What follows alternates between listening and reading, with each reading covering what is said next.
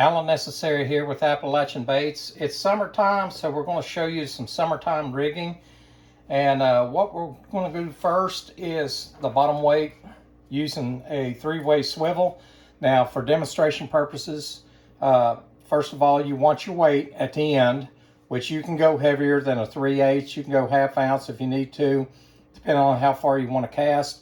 This leader here should be 2 to 3 feet long. Then you've got your three-way swivel, and I like to tie my treble hook or my bait holder hook no more than 3 inches away from this.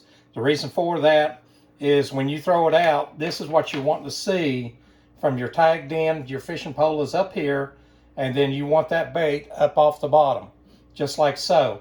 And if you tied your hook directly into your line, it makes it a little bit harder for the trout to grab it.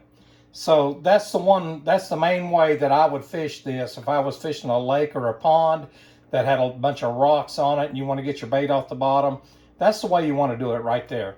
Another method is using a marshmallow.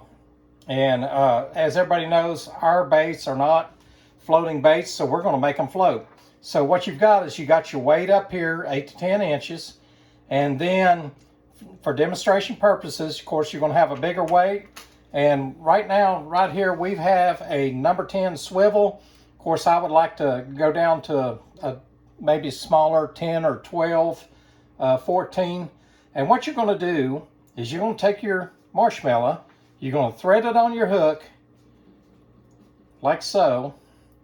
You'll get it above the hook, and that's going to act as your buoy. Now, I'm using a number 8 hook because it don't take much. Remember, you know, I see people fishing with golf balls of bait, different baits and stuff like that.